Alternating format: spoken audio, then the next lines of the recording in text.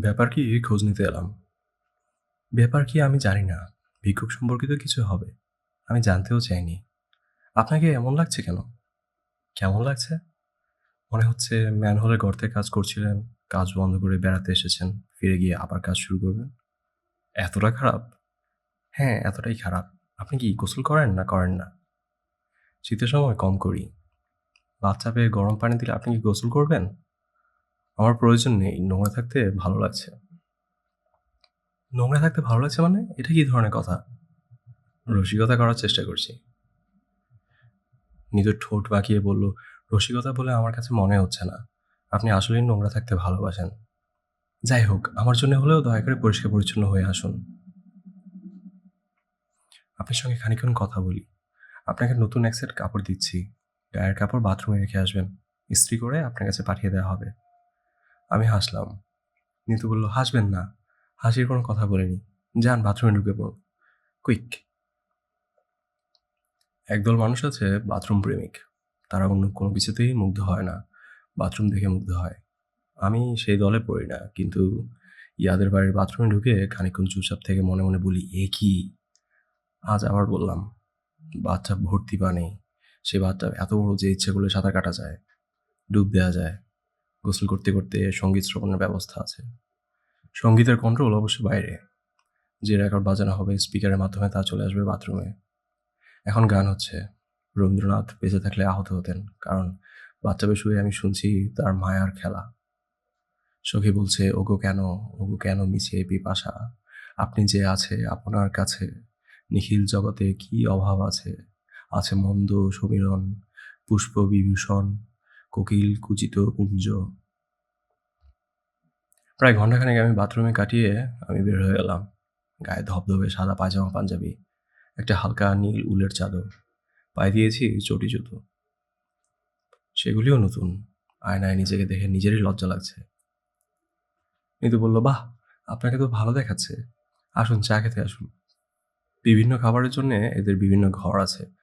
চা খাবার জন্য আছে টি রুম। আমরা দুজন টি রুমে বসলাম। পট ভর্তি চা, সঙ্গে অ্যাস্ট্রে এবং টিন ভর্তি সিগারেট। নিতু বলল, চা নিন, সিগারেট নিন। যাওয়ার সময় টিনটা নিয়ে যাবেন। এটা আপনার জন্যে। আচ্ছা, নিয়ে যাব। এখন আপনার সঙ্গে আমি কিছুক্ষণ খোলামেলা কথা বলবো। যা জানতে চাইবো দয়া করে উত্তর দেবেন। দেব। ইয়াদ আপনার কিরকম বন্ধু? ভালো বন্ধু। ভালো বন্ধু যদি হয় তাহলে ওকে আপনি গাধা বলেছিলেন কেন? গাধা এক ধরনের আদরের ডাক। অপরিচিত বা অর্ধ অপরিচিতদের গাধা বলা যাবে না। বললে মেরে তক্তা বানিয়ে দেবে। প্রিয় বন্ধুদেরই গাধা বলা যায়। এতে প্রিয় বন্ধুরা রাগ করে না, বরং খুশি হয়। আপনি কি জানেন ইয়াদ অন্য 10 জনের মতো নয়। সে সবকিছু সিরিয়াসলি নেয়। আপনি গাধা বলায় সে সারা রাত ঘুমায়নি, জেগে বসেছিল। একটা খাতায় নোট করছিল কেন তাকে গাধা বলা যাবে না।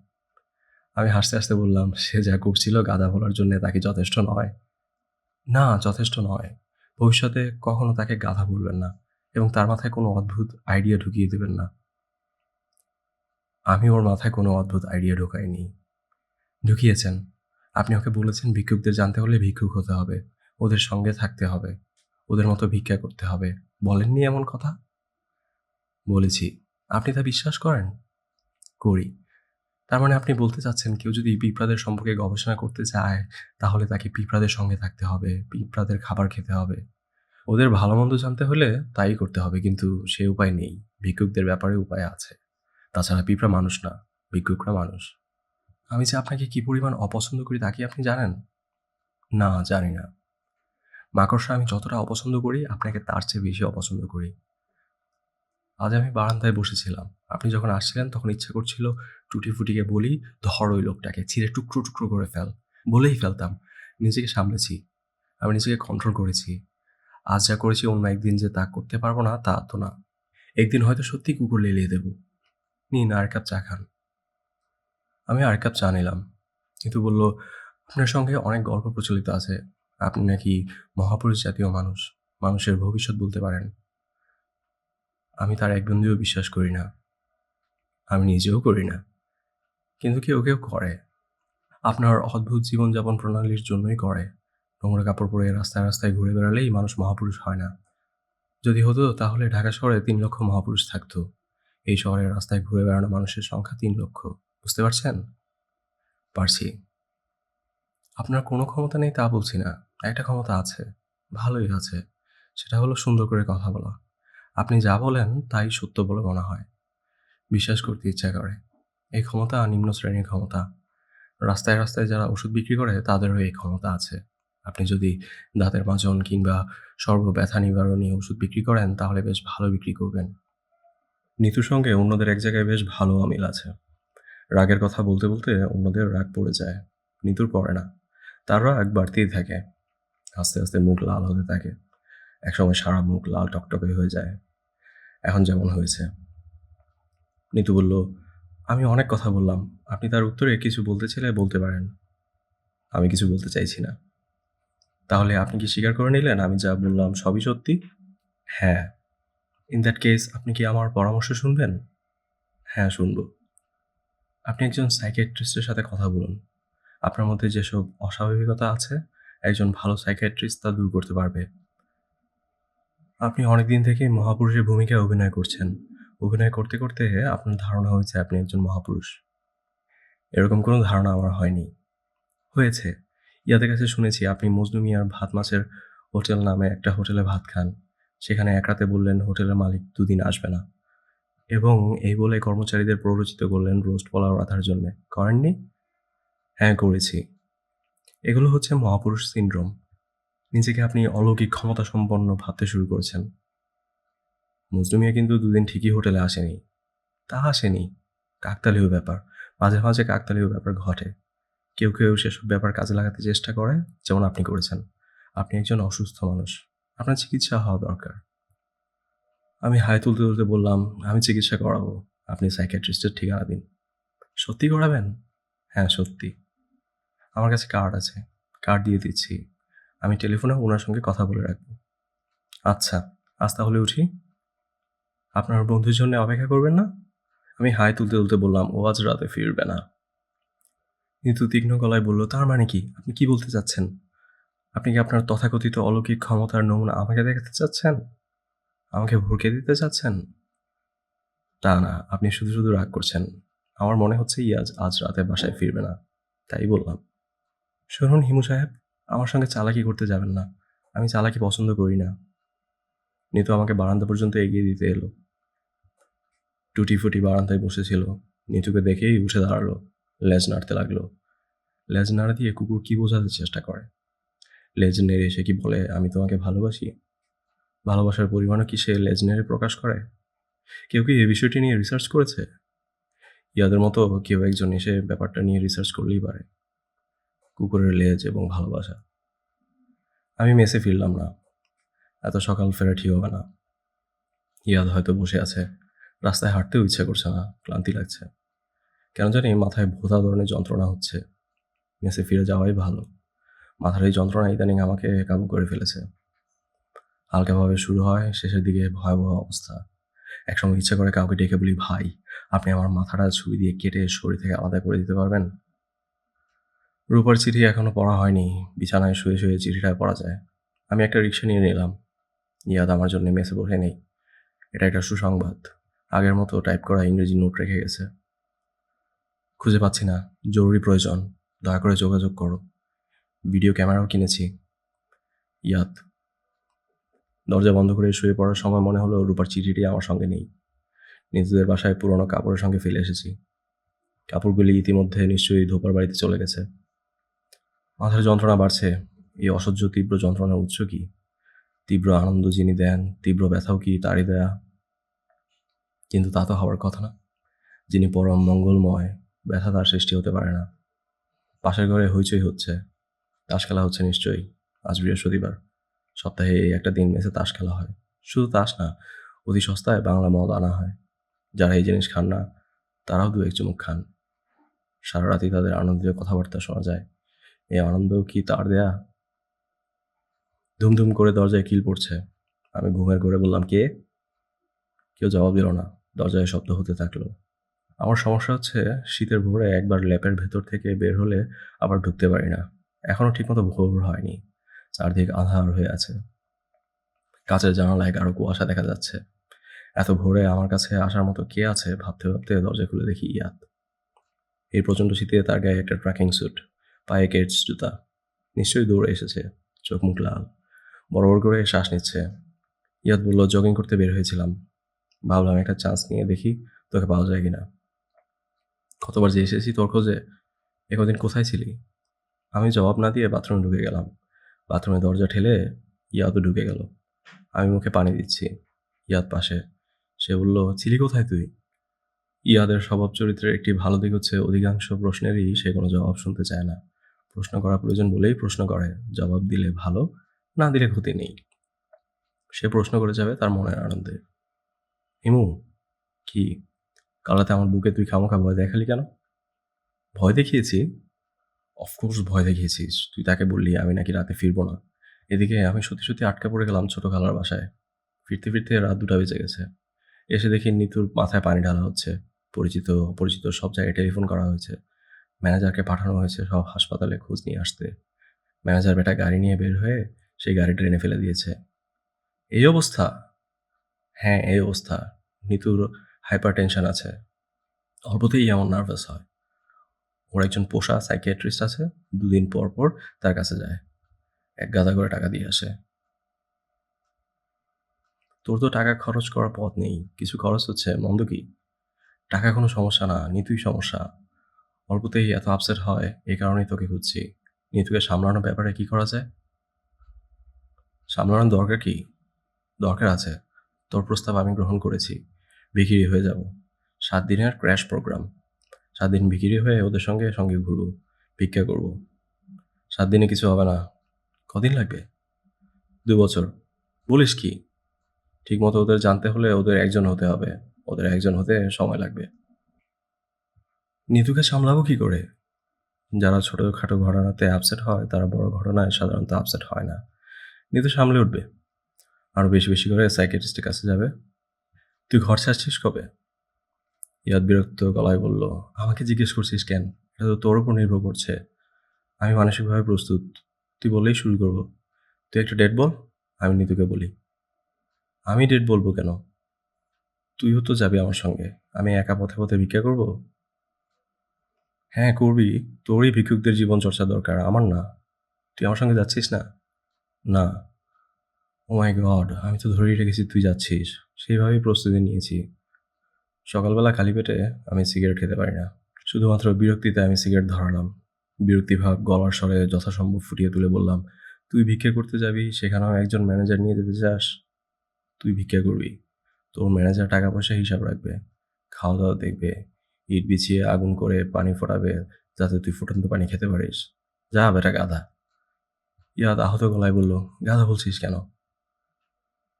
যে যা তাকে তাই বলতে হয়। তুই গাধা, তোকে আমি হাতি বলবো? যা বলছি, বিদায় হ। চলে যেতে বলছিস? হ্যাঁ, চলে যেতে বলছি। আর আসিস না। আর আসবো না? না, তোকে দেখলেই বিরক্তি লাগে। বিরক্তি লাগে কেন? বেকুবদের সঙ্গে কথা বললে বিরক্তি লাগবে না? গাধা বলছিস ভালো কথা, বেকুব বলছিস কেন?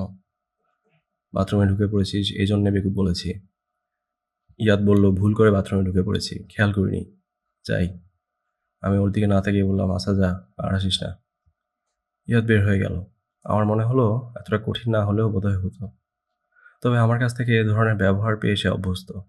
তার খুব খারাপ লাগবে না। খারাপ লাগলেও সামলে উঠবে। ইয়াদকে আমার পছন্দ হয়, শুধু পছন্দ না, বেশ পছন্দ। রূঢ় ব্যবহার করতে হয় পছন্দের মানুষের সঙ্গে। আমার বাবার উপদেশ নামার একটি উপদেশ হলো, হে মানব সন্তান, তুমি তোমার ভালোবাসা লুকাইয়া রাখিও। তোমার পছন্দের মানুষের সহিত তুমি রূঢ় আচরণ করিও, যেন সে তোমার স্বরূপ কখনো বুঝিতে না পারে। মধুর আচরণ করিবে দুর্জনের সঙ্গে। নিজেকে অপ্রকাশ্য রাখার ইহাই প্রথম পাঠ। আমাদের মেসে সকালবেলা চা হয় না। চা খেতে রাস্তার ওপাশে ক্যান্টিনে যেতে হয়। সেই ক্যান্টিনে পৃথিবীর সবচেয়ে মিষ্টি এবং একই সঙ্গে পৃথিবীর সবচেয়ে গরম চা পাওয়া যায়। এই চা প্রথম 2 দিন খেতে খারাপ লাগে, কিন্তু তৃতীয় দিন থেকে নেশা ধরে যায়। ঘুম থেকে উঠেই কয়েক কাপ চা খেতে ইচ্ছা করে। ক্যান্টিনে পা দেওয়ার সঙ্গে সঙ্গে দেখলাম ইয়াদ আবার আসছে। সে আমাকে দেখতে পেয়েছে, হয়তো আশা করছে আমি হাত ইশারা করে তাকে ডাকবো। আমি কিছুই করলাম না, মুখ কঠিন করে অন্যদিকে তাকিয়ে রইলাম। ইয়াদ সামনের চেয়ারে বসতে বসতে বলল, তুই কাল রাতে আমার বাড়িতে একটা চিঠি ফেলে এসেছিলি। নিয়ে এসেছিলাম, দিতে ভুলে গিয়েছি। আমি ইয়াদের হাত থেকে চিঠি নিয়ে পকেটে রেখে দিলাম। ইয়াদ বলল, পড়বি না?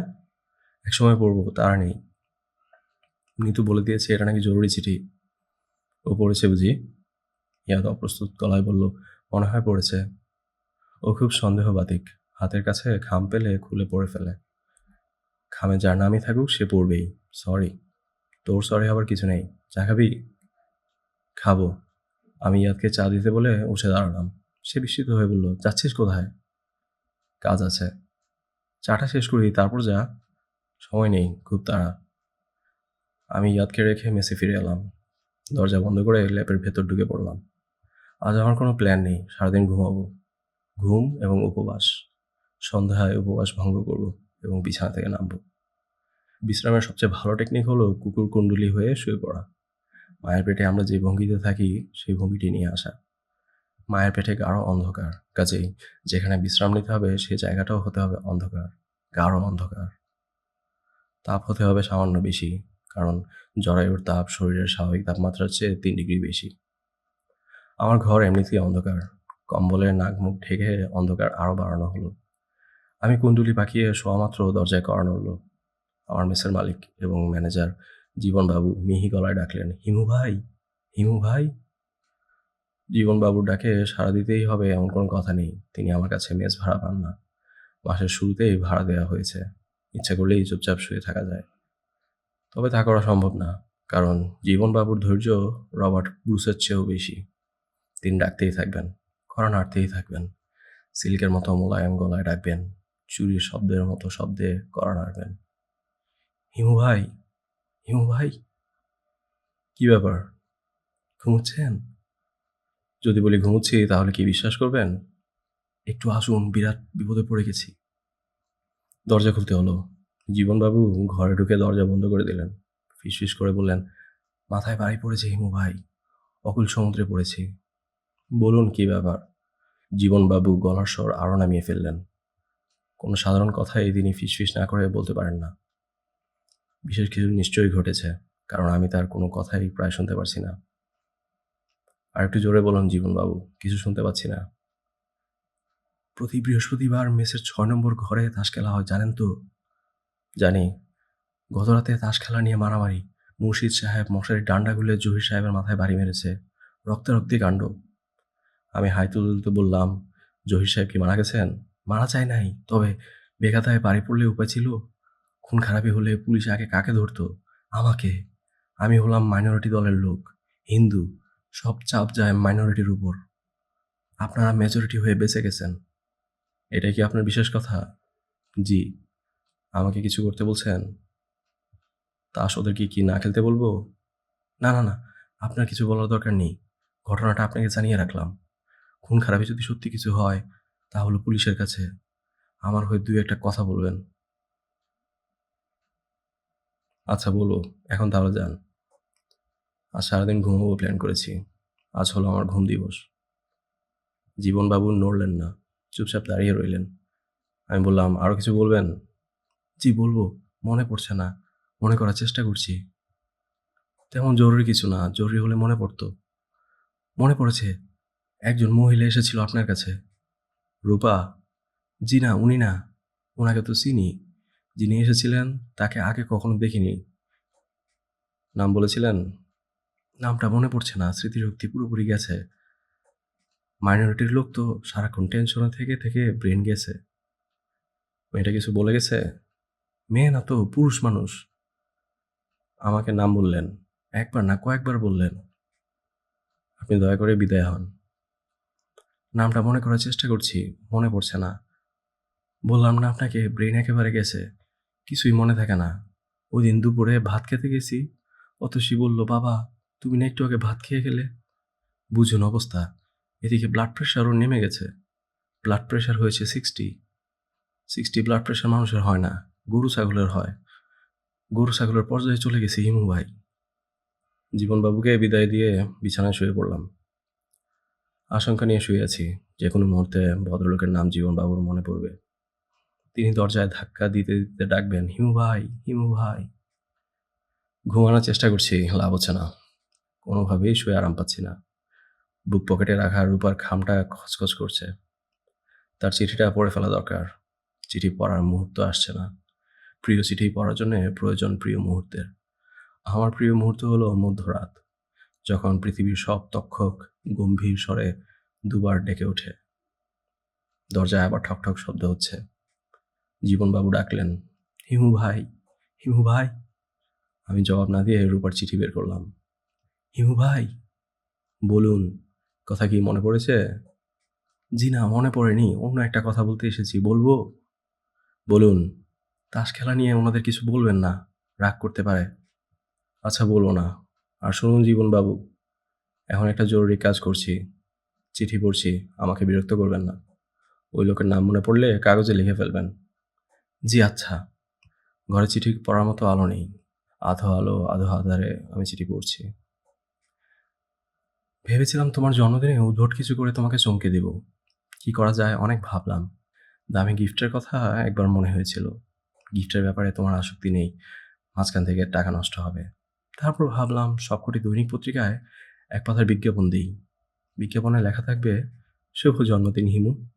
বাবার ম্যানেজার সাহেবকে ডেকে এনে বললাম পরিকল্পনার কথা। শুনে তার চোয়াল ঝুলে পড়ল। তিনি হাঁ করে তাকিয়ে আছেন তো তাকিয়েই আছেন। আমি বললাম, পরিকল্পনাটা আপনার কাছে ইন্টারেস্টিং মনে হচ্ছে না? তিনি বললেন, হচ্ছে। আমি বললাম, তাহলে খোঁজ নিয়ে বলুন কত লাগবে, আমি চেক লিখে দিচ্ছি। তিনি বললেন, হিমু লোকটা কে? আমার চেনা একজন পাগলা ধরনের মানুষ।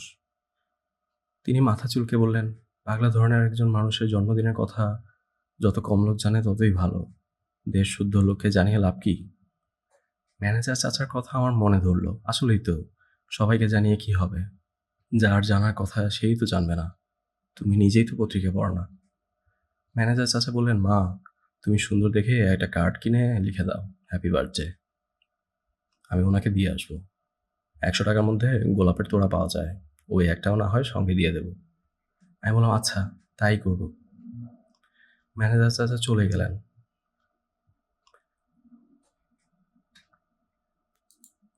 যাওয়ার সময় অদ্ভুত চোখে আমার দিকে তাকাতে লাগলেন, যেন আমার নিজের মাথার সুস্থতা নিয়েও তার সন্দেহ উপস্থিত হয়েছে। হিমু, আমি আসলে খানিকটা অসুস্থ বোধ করছি। নানান ধরনের ছোটখাটো পাগলামি করছি। ইচ্ছে করে যে করছি তা নয়। সেদিন বাবার সঙ্গে ঝগড়া করলাম। আমার ছোট মামা স্টেটস থেকে মেম বউ নিয়ে দেশে এসেছেন। সেই মেম সাহেবের সম্মানে পার্টি। সবাই সেজেগুজে তৈরি হয়ে আছে। আমি নিজেও খুব সেজেছি। গয়না টয়না পরে একটা কাণ্ড করেছি। গাড়িতে ওঠার সময় কি হলো জানো? আমি বললাম, আমার যেতে ইচ্ছে করছে না। বাবা বললেন, তার মানে কি? আমি বললাম, আমার রিসেপশনে যেতে ভালো লাগছে না। তোমার কি শরীর খারাপ লাগছে? না, শরীর খারাপ লাগছে না, শুধু যেতে ইচ্ছে করছে না। বাবা বললেন, তুমি আমার সঙ্গে ড্রয়িং রুমে আসো, আমি তোমাকে কয়েকটা কথা বলবো। বাবা আমাকে নিয়ে ড্রয়িং রুমে গেলেন। স্কুলের হেডমাস্টারের মতো গলায় বললেন, সিট ডাউন ইয়াং লেডি। আমি বসলাম। বাবা বললেন, তোমার ছোট মামাকে যে পার্টি দেওয়া হচ্ছে সে পার্টি আমরা দিচ্ছি। আমরা হচ্ছি হোস্ট, কাজেই আমাদের উপস্থিত থাকতেই হবে। তোমার শরীর খারাপ থাকলে তোমাকে কিছু বলতাম না। তোমার শরীর ভালো আছে, তোমার যেতে ইচ্ছা করছে না সেটাও বুঝতে পারছি। অনেক সময় আমাদের অনেক কিছুই করতে ইচ্ছা করে না, তবু আমরা করি। মানুষ হয়ে জন্মালে সামাজিক রীতিনীতি মানতে হয়। এখন চলো আমার সঙ্গে। সবাই দাঁড়িয়ে আছে। আমি বললাম, না। বাবা খুব অবাক হয়ে তাকিয়ে রইলেন। আমি বুঝতে পারছি ভেতরে ভেতরে রাগে তিনি কাঁদছেন। তারপরেও রাগ সামলে নিয়ে তিনি বললেন, রূপা, তুমি না হয় খানিকক্ষণ থেকে চলে এসো। আমি আবারও বললাম, না। বাবা আর কিছু বললেন না, আমাকে রেখে চলে গেলেন। খালি বাসায় আমি একা। তখন আমার মনে হলো, কেন যে থাকলাম, চলে গেলেই হতো। হিমু, আমি এরকম হয়ে যাচ্ছি কেন বলো তো? ইদানিং বিকট বিকট সব দুঃস্বপ্ন দেখছি। শুধু যে বিকট তাই না, নোংরা সব স্বপ্ন। এত নোংরা যে ভাবলে শিউরে উঠতে হয়। কি দেখি জানো? দেখি লম্বা রোগা বিকলাঙ্গ একজন মানুষ আমার সামনে নগ্ন হয়ে দাঁড়িয়ে আছে। আমার সারা গায়ে হাত বুলিয়ে আদর করছে। কুষ্ঠরোগীর হাতের মতো হাত। তার হাত থেকে পুজ রক্ত আমার সারা গায়ে লেগে যাচ্ছে। চিৎকার করে জেগে উঠি। সারা গা ঘিন ঘিন করতে থাকে। আমি বাথরুমে ঢুকে সাবান দিয়ে গা ধুই। হিমু, আমার কি হচ্ছে বলো তো? আমার মাথাটা খারাপ হয়ে যাচ্ছে কিনা কে জানে। তোমার সঙ্গে অনেকদিন দেখা হয় না। দেখা হলে বলতাম, আমার হাতটা একটু দেখে দাও তো। কোথায় জন্মদিনের শুভেচ্ছা জানাবো তা না, আজে বাজে সব কথা বলে সময় নষ্ট করছি। জন্মদিনের শুভেচ্ছা নাও। আমি কথার কথা হিসেবে শুভেচ্ছা বলছি না। আমি মনে প্রাণে কামনা করছি তোমার দিন সুন্দর হোক। রাতে দরজা জানালা বন্ধ করে আমি অনেকক্ষণ তোমার জন্য প্রার্থনা করেছি। যেন তুমি সুখে থাকো। মধ্যবিত্তের সহজ সুখ নয়, অসাধারণ সুখ। খুব অল্প মানুষই যে সুখের সন্ধান পায়। তোমার সঙ্গে অনেকদিন আমার দেখা হয় না। এবার দেখা হলে কি করব জানো? এবার দেখা হলে তোমাকে যশোর নিয়ে যাব। এখানে আমাদের একটা খামার বাড়ি আছে। বাংলো প্যাটার্নের বাড়ি। চারিদিক গাছগাছড়ায় ঢাকা। বাড়ির সামনেই পুকুর। তোমাকে ওই খামার বাড়িতে নিয়ে যেতে চাই। একটা জিনিস দেখানোর জন্য। সেটা হচ্ছে পুকুরের পানি কত পরিষ্কার হতে পারে সেটা সচক্ষে দেখা। শীত, বর্ষা, শরৎ, হেমন্ত সবসময় এই পুকুরের পানি কাচের মতো ঝকঝক করছে। আমি এই পুকুরের নাম দিয়েছি অশ্রু দিঘি। বলো তো কেন? আমার জীবনের অসংখ্য বাসনার একটি হচ্ছে কোনো এক ভরা পূর্ণিমায় তোমার সঙ্গে অশ্রু দিঘিতে সাঁতার কাটবো। অথচ মজার ব্যাপার হচ্ছে আমি সাঁতার জানি না। আচ্ছা হিমু, আমার এই চাওয়া কি খুব বড় কিছু চাওয়া? আমি কখনো কারো কাছে কিছু চাই না। ঠিক করেছি এই জীবনে কিছু চাইবো না। আলাদিনের চেরাগের দৈত্য যদি হঠাৎ উপস্থিত হয়ে আমাকে বলে, রূপা চটচট করে বলো তোমার ৩টে ইচ্ছা আমি পূর্ণ করব, তাহলে মাথা চুলকে আমি বলবো, স্যার থ্যাংক ইউ, আপনার কাছে আমার কিছু চাইবার নেই। আমার যা চাইবার তা চাইতে হবে হিমুর কাছে। ওকে একটু আমার কাছে এনে আপনি বিদায় হন। আপনার গা থেকে বিশ্রী গন্ধ আসছে। দরজায় মিহি করে টোকা পড়ছে। জীবনবাবু কয়েকবার কেসে ফিসফিস করে ডাকলেন, হিমু ভাই, হিমু ভাই। আমি চিঠি পড়া বন্ধ রেখে বললাম, কি হলো জীবনবাবু, নামটা মনে পড়ছে? বলুন, বলে বিদায় হন। এটা ছাড়াও আরেকটা কথা বলতে চাচ্ছি। কাগজে লিখে রাখুন, আমি পরে পড়ব। লিখে রাখতে গিয়েছিলাম, তারপর দেখি বল পয়েন্টে কালি নেই। আপনার কাছে কি বল পয়েন্ট আছে? আমি দরজা খুলে বললাম, লিখতে হবে না, মুখে বলুন, শুনে নিচ্ছি। তরঙ্গিনী স্টোর থেকে মুহিব সাহেব এসেছিলেন। কি বলেছেন? জি না, কিছু বলেননি। ও আচ্ছা। প্রায় সারাদিনে বসেছিলেন। দুপুরে কিছু খাওয়ানোনি। ১ কাপ চা নিয়ে দিয়েছিলাম, সেটাও খাননি। চা না খাওয়ারই কথা, মুহিব সাহেব চা পান সিগারেট কিছুই খান না। কি জন্য এসেছিলেন কিছু বলেনি? জি না। আচ্ছা ঠিক আছে, এখন তাহলে যান। অন্য আরেকটা কথা হিমু ভাই, গোপন কথা। বলুন কি বলবেন। জীবনবাবু বসলেন, মাথা নিচু করে বসলেন। অসহায় বসার ভঙ্গি। খুব বিপদে পড়েছি হিমু ভাই, ভয়ঙ্কর বিপদ। বলুন। আজ থাক, অন্য একদিন বলবো। আপনার মেয়ে ভালো আছে তো? জি জি, মেয়ে ভালো আছে। ওর কোনো সমস্যা না। মেয়েটার বিয়েও মোটামুটি ঠিকঠাক। সিরাজগঞ্জের ছেলে, কাপড়ের ব্যবসা আছে। অতসীকে দেখে পছন্দ করেছে। ৩ লাখ টাকা পণ চাচ্ছে। দেবো ৩ লাখ টাকা। মেস বাড়িটা বেচে দেব। একটাই তো মেয়ে। আমিও একা মানুষ। মেয়ে বিয়ে দিয়ে বাকি জীবনটা হোটেলে কাটিয়ে দেব। বুদ্ধিটা ভালো না হিমু ভাই? হ্যাঁ ভালো। আমি আজ উঠি। অন্য আরেকদিন এসে আমার বিপদের কথাটা বলবো। আমাকে বললে আপনার বিপদ কি কমবে? যদি মনে করেন বিপদ কমবে তাহলে বলুন। আর যদি বিপদ না কমে শুধু শুধু কেন বলবেন? রূপার চিঠির শেষটা আমার পড়া হলো না। চিঠি ভাঁজ করে পকেটে রেখে দিলাম। আজ থাক, অন্য কোনো সময় পড়া যাবে। বড় রাস্তার ফুটপাতে উবু হয়ে বসে বয়স্ক এক ভদ্রলোক ঠোঙা থেকে বাদাম নিয়ে নিয়ে খাচ্ছেন। খাওয়ার ব্যাপারটায় বেশ আয়োজন আছে। খোসা থেকে বাদাম ছড়ানো হয়, খোসাগুলি রাখা হয় সামনে। ভদ্রলোক অনেকক্ষণ বাদামে ফু দিতে থাকেন। ফুয়ের কারণে বাদামের গায়ে লেগে থাকা লাল খোলসা উড়ে যায়। তখন তিনি অনেক উপর থেকে একটা একটা করে বাদাম তার মুখে ফেলেন। আমি কৌতূহলী হয়ে দাঁড়িয়ে পড়লাম। আমার মতো আরও কয়েকজন কৌতূহলী হয়েছে। তারাও দেখি দূর থেকে তাকিয়ে আছে। ভদ্রলোক শেষ বাদামের টুকরো মুখে ফেলে উঠে দাঁড়ালেন। আমার দিকে তাকিয়ে আনন্দিত গলায় বললেন, ছোট মামা না? আজ তিনিই প্রথম আমাকে চিনলেন। আমি চিনতে পারিনি। এখন চিনলাম, মোর্শেদ সাহেব। ওই দিন স্যুট টাই পরা ছিলেন, আজ পায়জামা পাঞ্জাবি চাদর। ভদ্রলোককে পায়জামা পাঞ্জাবিতে আরও সুন্দর লাগছে। কি করছিলেন মোর্শেদ সাহেব? বাদাম খাচ্ছিলাম। অনেকদিন বাদাম খাইনি। একটা ছেলে গরম গরম বাদাম ভাজছিল, দেখে লোভ লাগলো। 2 টাকার কিনলাম। অনেকে হাঁটতে হাঁটতে বাদাম খেতে পারে, আমি পারি না। ফুটপাতে বসে বাদাম খাচ্ছিলাম। লোকজন এমনভাবে তাকাচ্ছিলেন যেন আমি একটা পাগল। আপনি ভালো আছেন? জি ছোট মামা, ভালো। এশা এশা কেমন আছে? মনে হয় ভালোই আছে। আর খারাপ থাকলেও তো আমাকে বলবে না। আপনি কি এর মধ্যে গিয়েছিলেন ওর কাছে? আমি তো 2 দিন পর পরই যাই। ও খুব বিরক্ত হয়, তারপরেও যাই। যান, ভালো করেন। নিজের স্ত্রীর কাছে যাবেন না তো কার কাছে যাবেন? মোর্শেদ সাহেব বিষণ্ণ গলায় বললেন, এশাকে এখনো স্ত্রী বলা ঠিক হবে কিনা বুঝতে পারছি না। ও উকিলের নোটিশ পাঠিয়েছে, ডিভোর্স চায়। নোটিশ কবে পাঠিয়েছে? কবে পাঠিয়েছে সেই তারিখ দেখিনি। আমি পেয়েছি আজ। মন খুব খারাপ হয়েছে। আপনি হয়তো বিশ্বাস করবেন না ছোট মামা, নোটিশ পাওয়ার পর আমার চোখে পানি এসে গেল। সকালে যখন নাস্তা খাচ্ছি তখন নোটিশটা এসেছে। তারপর আর নাস্তা খেতে পারি না। পরোটা ছিঁড়ে মুখে দিয়েছি। চাবাচ্ছি তো চাবাচ্ছি, গলা দিয়ে আর নামছে না। এক ঢোক পানি খেলাম, যদি পানির সঙ্গে পরোটা নেমে যায়। পানি পেটে চলে গেল কিন্তু পুরো পরোটা মুখে রইল। আসুন মোর্শেদ সাহেব, কোথাও গিয়ে বসি। আপনাকে ক্লান্ত লাগছে। সারাদিনই বোধহয় হাঁটাহাঁটি করেছেন। জি, দুপুরেও কিছু খাইনি। এমন খিদে লেগেছে। তারপর বাদাম কিনে ফেললাম ৳2 র। কিনতাম না, ছেলেটা গরম গরম বাদাম পাচ্ছিল দেখে খুব লোভ লাগলো। আমি ভদ্রলোককে নিয়ে গেলাম সোহরাওয়ার্দী উদ্যানে। সময় কাটানোর জন্য খুব ভালো জায়গা। জোড়ায় জোড়ায় ছেলেমেয়ে গল্প করে, দেখতে ভালো লাগে। এরা যখন গল্প করে তখন মনে হয় পৃথিবীতে এরা দুজন ছাড়া আর কেউই নেই। কোনোদিন থাকবেও না। ক্ষুধা, তৃষ্ণা, শীত, বর্ষা কোনো কিছুই এদের স্পর্শ করে না। একবার ঘোর বর্ষায় দুজনকে দেখেছি ভিজে ভিজে গল্প করছে। মেয়েটি কাজল পরে এসেছিল। পানিতে সেই কাজল ধুয়ে তাকে ডাইনির মতো লাগছিল। সেই ভয়ঙ্কর দৃশ্য ছেলেটির চোখে পড়ছে না। সে তাকিয়ে আছে মুগ্ধ চোখে। মোর্শেদ সাহেব, জি, কিছু খাবেন? এখানে ভ্রাম্যমাণ হোটেল আছে, চা, কোল্ড ড্রিঙ্কস এমনকি বিরিয়ানির প্যাকেট পর্যন্ত পাওয়া যায়। আমি কিছু খাবো না। আচ্ছা ছোট মামা, আপনি আমাকে মোর্শেদ সাহেব ডাকেন কেন? আপনি আমার নাম ধরে ডাকেন। আপনি হচ্ছেন এশার মামা। আচ্ছা তাই ডাকবো। এখন বলুন তো দেখি এশা আপনাকে ডিভোর্স দিতে চাচ্ছে কেন?